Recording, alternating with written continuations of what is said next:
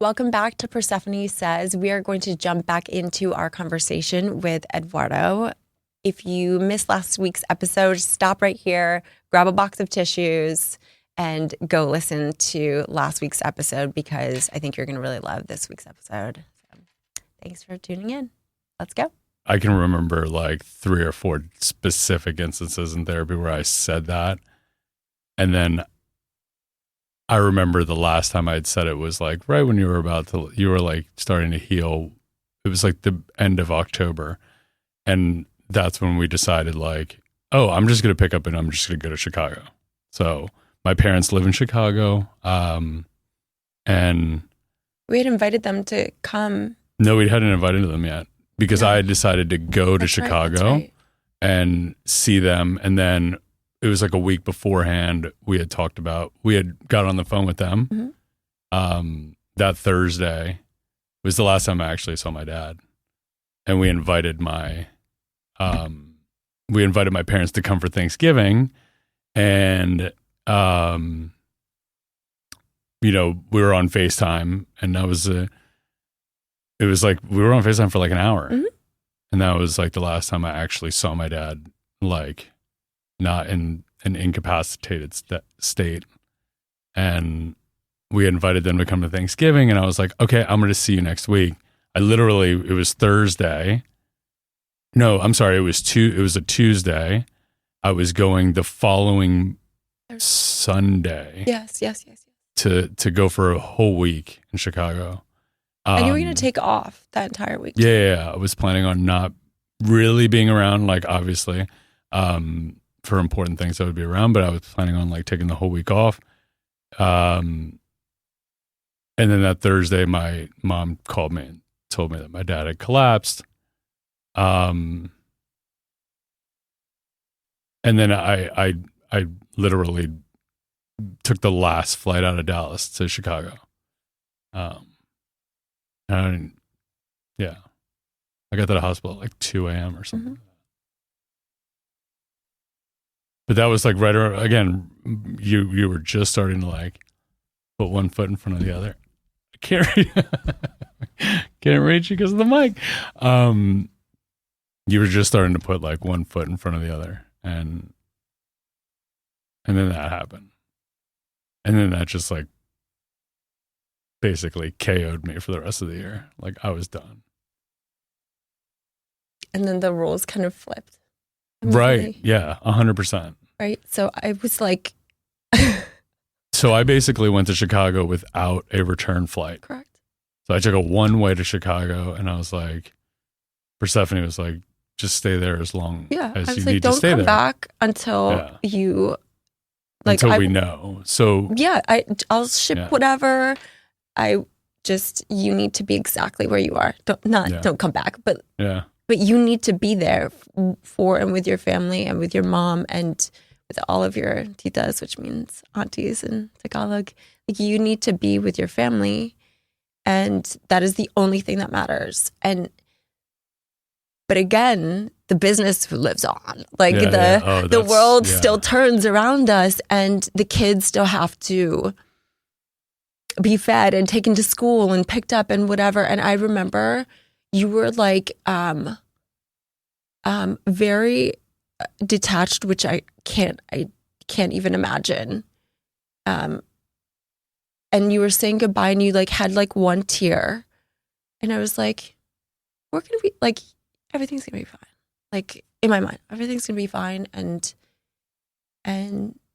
like we can't be that unlucky. Honestly, in my mind, I was like, we can't be that unlucky that we've had such loss. Like. Come on, God, like, stop fucking with us. Yes. God, universe, all of the things. Like, no two people can be like that fucked, right? Yeah. So it's like, maybe this is, I am more of a glass half full person. I'm like, maybe this is the thing that needed to happen to gel the family back together. And like, in my mind, I didn't say these things out loud to you at the time because they're not helpful and they're stupid. But this is the narrative. And I was like, don't worry about work. This is one of the benefits, if you will, about having a team and a company where we have capable, smarter than us people to step in crisis. And I will say, I think that's more true in your arena than it is in mine because Yeah, of course. Because of just slightly different roles. But I was so grateful that like we had assembled the troops and like without missing a beat. You didn't have to do or be part of anything. Yeah. Thank God. And I just remember you saying to me, like, because I met you, I think 4 or 5 days in, maybe 4 days in, maybe less. 5 days in. So you came the following Thursday. I don't remember at this point. I feel like it wasn't even that long, but semantics. My stepmom came in, I think, no, she flew in that day and I left the next day. She flew on Wednesday, you flew on Thursday. I can't remember. Yeah. Well, the prognosis for my dad was that he was comatose when I got there. And it was just like a whole bunch of like, you know, doctors like, you know, it might be this, he might wake up. It might be this, he might wake up. It might be that, you know, it was like, there was like a better part of like, I'd say every other day that I was like, well, it could be this, we're going to try this, and he could wake up. And then I feel like you were the only realist. Sorry to interrupt. No, I mean, the day that I got there and I saw him, no matter how much people were like, and I completely appreciate being hopeful and like, you should be. I knew he wasn't there. I know you said. Like I told you that the next night, because obviously I wouldn't call you at 3 a.m., but yeah, I knew that it wasn't. And I obviously want to stay hopeful for my mom and, you know, my family. And it was just like, it was one thing after another with the doctor saying that like he could wake up, and you could tell my mom was holding onto this hope. And I wanted to wish that hope to be true. But in my mind, I was like, no. What were the thoughts running through your mind when you saw him at the first time?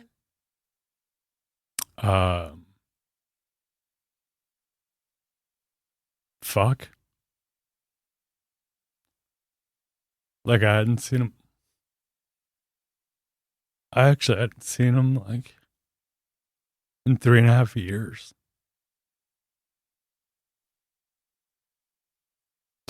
And it was all of those situations I talked about in therapy.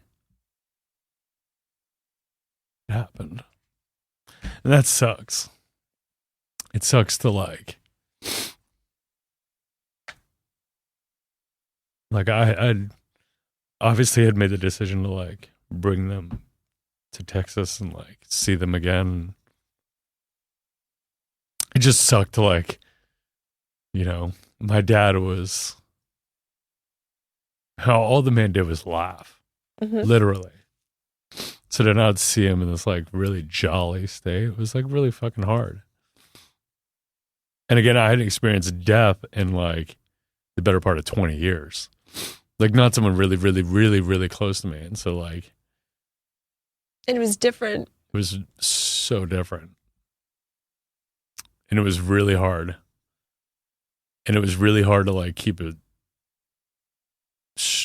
to stay strong for my mom. And your sisters. And my sisters. And my aunts. Sucks. I feel like you were the only one that was, though, being realistic. As I said, the whole time, like you had processed before everyone else had, or you started processing before everyone else got there. And so by the time I saw you, you know, over the years, have like certain things we do to check in on each other. And I've learned that I don't want to assume what you need from me. And so I remember just being like, I will sit in this hotel room and sit in silence or you can talk. I'm not going to talk unless you need me to. Or we can just watch like Filipino comedians on TikTok and giggle. We did do that. We did do that for hours. Or we can eat our feelings. Like whatever you need from me, I'm here. Yeah. And if you just want to cry, I'm here. Yeah. I wrote his eulogy, or what I was going to say about him, like a week before he actually passed. You wanted me to edit it. That's how certain I was. Like it's like that's how certain I was that he wasn't there anymore, and that's like so hard. I honestly haven't cried that much in like probably forever. Actually, it's been a while.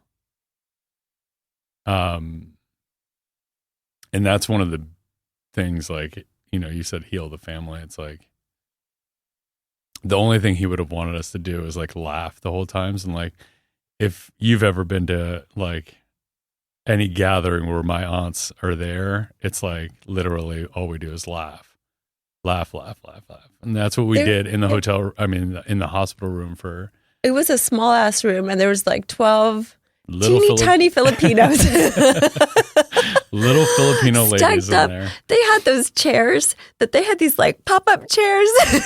Yeah, this one that like, it looks like a little cylinder, and it would just like the bottom would come out of it and they would just sit down. I'm like, do you remember in the 90s, they would have those cups that were like pop-up cups that you would have like camping. They had those as chairs.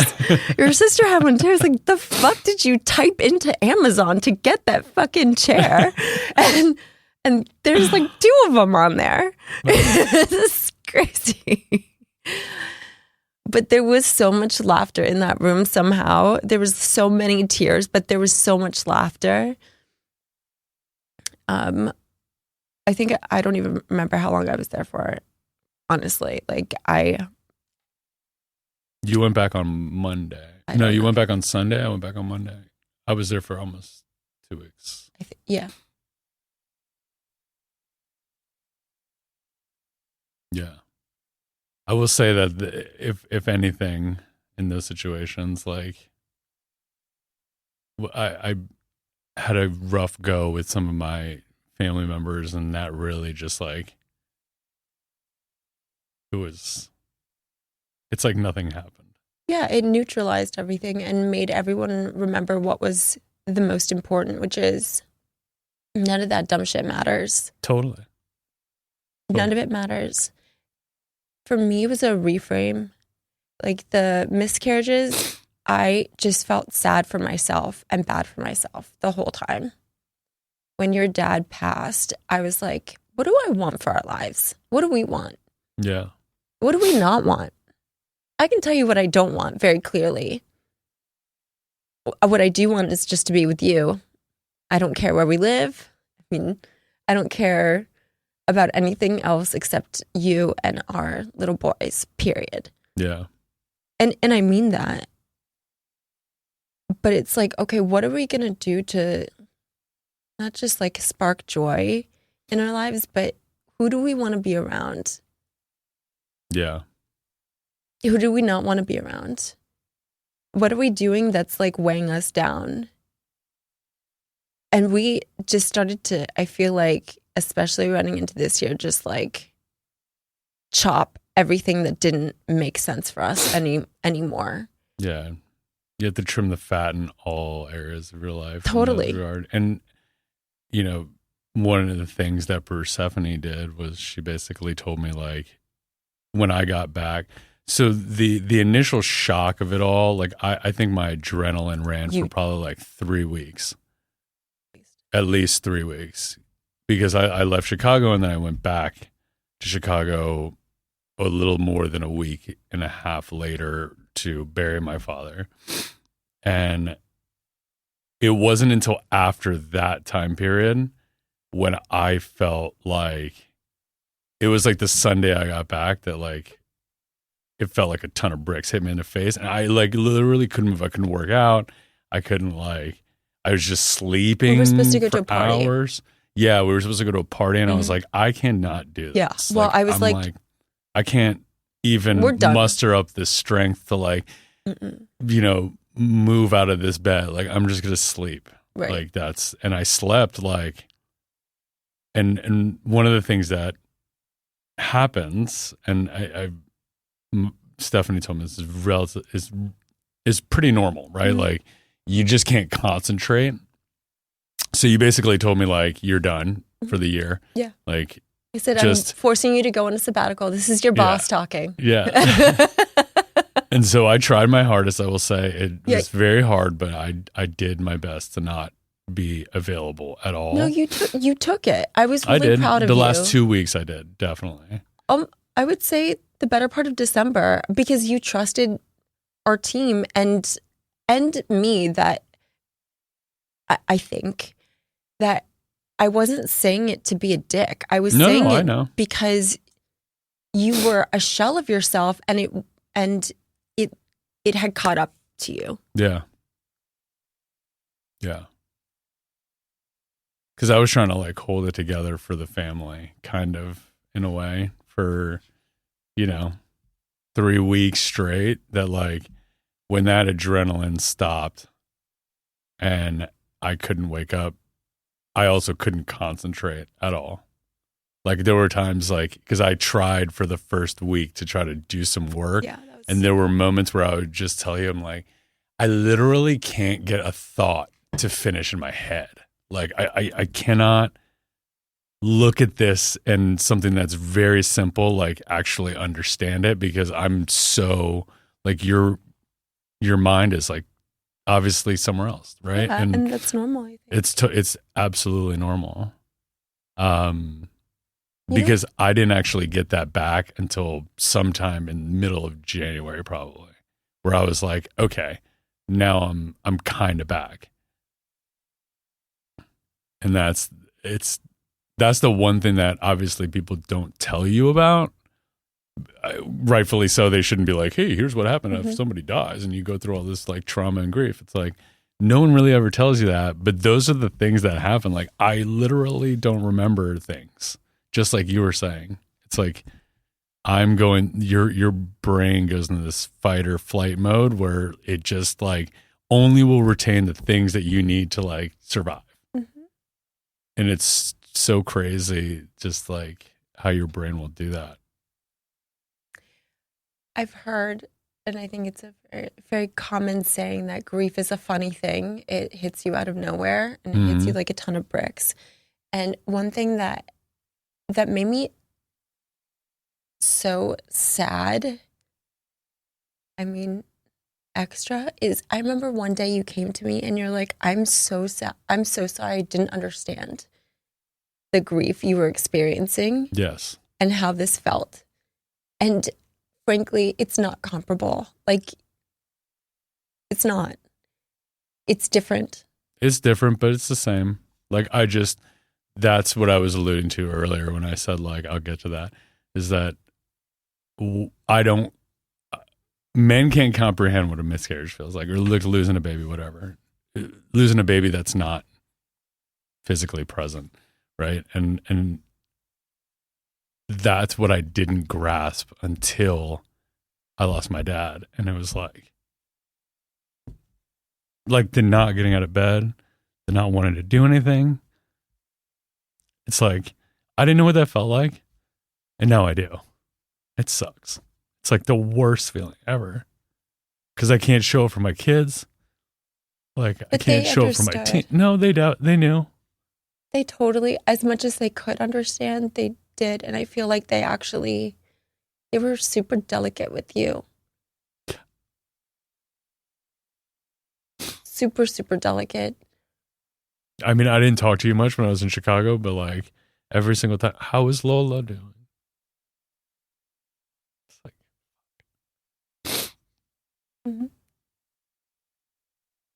it's like when people like say like,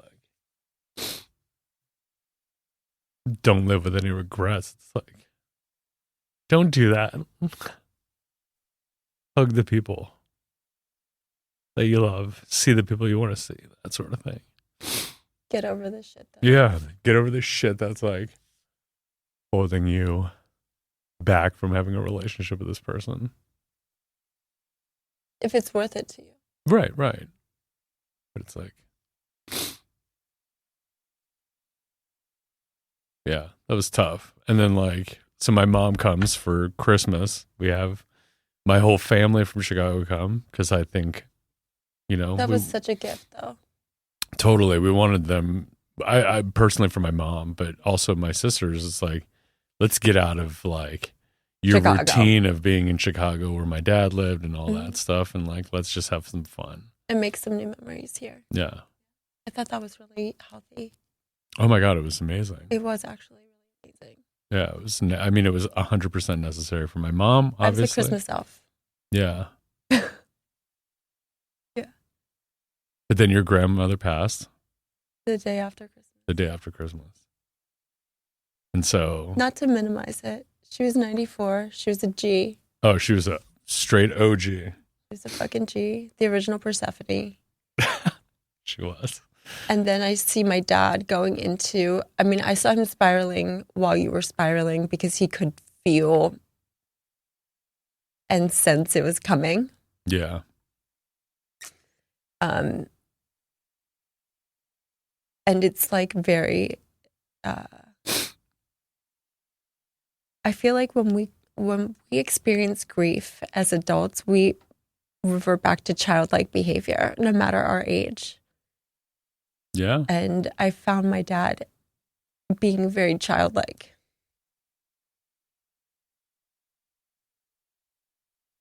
Yeah. That day he sat and played Legos. Yeah. With the kids. No, By him. Oh, by himself. He put by that. himself. He put together this Lego Star Destroyer that was like 3,000 pieces. For like 4 hours by himself. And after he was done, he's like, Laurent, we did it. Yeah, I was Laurent like, was like, you did it. Yeah, I didn't do anything. Good job, Papa. Yeah. Yeah. It's just something he needed to get off, to get his mind For off sure. of that. And she was like, she was 94. Or she was definitely in her 90s, for sure. The worst. And honestly, the woman probably should have gone 10 years ago. Like, there were so many moments where it was like, 5, wow. maybe 5 years. And she just kept trucking. Yeah. And I know what your dad was going through, especially because she's so far, Mm. So, 2024 was a lot. Yeah. How do you feel you handle things now on the days that it sneaks up on you? Grief. It's a great question. Because it does sometimes. There was a day. Well, so there's two things I would say is like, you should laugh and cry as much as you can. That was something Julian told you, that you needed to go drive around and listen to sad country songs. Julian and I go to the same therapist. But she, he was like, you just need to cry. Like, just go and just listen to. So I used to listen to country music. I used to be a huge country music guy back in kind of like my college days. When we first started dating 17 years ago. Yeah, so a while ago. I was like, I listen to country too. You know how girls like say whatever they want to make the boy like them? Where I was like, yeah, I love Rascal Flatts. Yeah, so I don't. You're like, No, I you fucking actually don't. You don't. You don't like them. Now when I play, when I hear any of the songs, I was like, fast forward. like, can you not do this in my presence? Not crying, just listening. Oh my God. So it was December 31st, I remember, because I was like, I'm just not going to go into the new year with this. Yeah. I'm going to try as much as I can. And we were supposed to go. I don't remember. We were supposed to do something with the kids. I can't remember, honestly. There's it was like a birthday party, and you had to take them. I was like, I'm literally not gonna go, and you were like, why? Oh And I yeah, was like, yeah. I'll just want to be by myself. 100%. I mean, it was about 2 months ish that you were only comfortable being around our chosen family here in Dallas. Like, Yeah, and honestly, I think that that's totally okay. If you wanted to be around no one, yeah.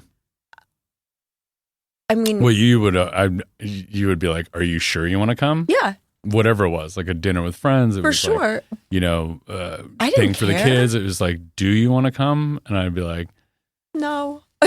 well, that particular one time, December 31st, I literally for 4 hours Around. sat and listened to country music, really sad shit, and cried and watched videos of my dad, looked at pictures of my dad with the kids, and just literally just cried. And like I said, so I think the two things that you need in those times is laughter and crying. Mm-hmm. That's it. If I've learned anything in therapy, it's like you got to feel this shit. Mm-hmm. And not like feel it Yeah. saying in my mind, like, oh, I'm feeling it. I'm feeling sad. It's like, no, like in your body. You have to feel like this overwhelming sadness. Because after that, that's when it starts to get easier. But if you just hold and bottle that up, it's not going to go anywhere. In the past, when we first started dating, and we would have conflict, which was very, very rare when we were first together, you would bottle in every emotion and then it would explode. And obviously that's not healthy. Well, I can imagine. So when Persephone and I first started dating, the idea around who I was like, oh, he's so nonchalant. He's just so like easygoing. And it must have been really weird to like notice that. And for obviously in those honeymoon periods where like you first start dating, you're like, he is so easygoing. And then it was like, oh no, he's just like a fucking time bomb. Yeah, he's literally just deferring this emotion, bottling it up. And then when something just ticks me off, it's like, I'm going ape shit. Yeah. And that's got to be such a struggle for some, like the partner of someone like that, because you're like, the first time it's like, oh, that might have been a fluke. Then the second time you start to notice that pattern, you're like how could you, I don't know. Obviously you loved me. I do. But like, how do you deal with that, you know? Well, thankfully you're really not like that anymore. No, I mean, that was like the jump start to therapy, right? Like it's try to figure out that. Ish. Yes. You're right. It was the impetus for sure. I think that was normal for you. And for me, no one had really checked me before, like where when that would happen, I would be like, oh shit, I really fucked up. Because if I did something to set you off like this, like I must be very wrong. And oh my God, I need to fall to my knees and like make sure that I don't lose this person that I love so much. But then I think you like there was a little part of not manipulation, but like you knew that I would have that reaction of like, and I think it went too far. Totally. At times it was like acting out at times. Yeah. And as I was too, in the sense that like, okay, I'm pissed. I'm going to be pissed at you now and it's going to be explosive now. So there's like also like the pendulum swingeth too far both ways back in the day. But look, I mean, we're we have to learn how to regulate emotions. And I think that's something we're learning and trying to teach our kids now, which I think we should discuss more 100%. on a future episode, because it's something that we're like both seeing as the kids. They're almost 8. They are now becoming like more of their purest self, and their purest selves are literally little Eddie and little Persephone, and it is a lot of personality for a future and a lot episode, of for sure. like That stuff that just the things that you do actually do translate to your kids, and it's not just the good things, or sorry, it's not just the bad things. It's the good things too, sure. but it's also like the little mannerisms and those. Yes. You have to be very conscious of those things. And again, it's a completely different episode, but like the jumpstart to therapy, or the jumpstart to figuring out like that issue, and we can come back to this certainly, I'm sure, millions of times, is that like go into the you need to cry and laugh. It's like I didn't know how to process my feelings at that time. I would just literally put it in a bottle, and then once that bottle was full, I would just pop the fuck off. And it usually was not pretty, and that's it. Yes, there was a point where I was like, I can be right if she feels bad, and I did. There was a point in time where I would do that, and I think once I started to realize that pattern, that's when it was like, yo, I got to figure this out, because this is just so unhealthy. Yeah. And I don't say that in a bad way, like physically. It was just like, no. For me, just like, how am I going to keep this human loving me if I act like like a child like this all the time? So I think that's what keeps us working still in such a like beautiful and positive way. I mean, it's not perfect, certainly, but I just kept thanking God that you had invested so much time in spirituality, in therapy, in going inwards and having some tools, like in meditating if that felt right, or journaling if that felt right, or whatever the outlet was, boxing, like, because even a year ago, you wouldn't have been able to process anything. And my concern was like, and Julian was calling me every single day and was like getting a read on where you were. And I'm like, he hasn't broken yet. And it's making me anxious because I know it's coming. Yeah. And because it's normal. Yeah, totally. Right? Because it's normal. And so I'm in no way, like, glad isn't the appropriate word, but I'm relieved that you have done so much investment in yourself, because it's made you a better everything. And it's made you more empathetic, frankly, like as a whole. Because I think even as we're starting to unpack, everything that's happened with my mom, there are moments where I hear a song and it just like, this weekend, actually. Yeah. Yes. And like, I'll get choked up. I'll allow that feeling to wash over me and then continue on with the day without it making it a horrible day as a result of hearing that fucking Anita Baker song. That Doobie Brothers or that song. Doobie Brothers song. Exactly. Fucking Doobie Brothers. Yeah. Yeah, but seriously. It's, I think that is what grief is like, and the processing of grief is like allowing that to come over us, allowing it to be handled, and maybe it does ruin your day, and that's okay. Mm-hmm. And especially like at the upfront, that's okay. But it's also when you're having those moments, I do so appreciate you just being like, I'm not feeling it today. I don't know what's going on. Yeah. I'm like, what's going on? I mean, like, hello. I do. You do. Yeah, I would not normally have done that in the past. And I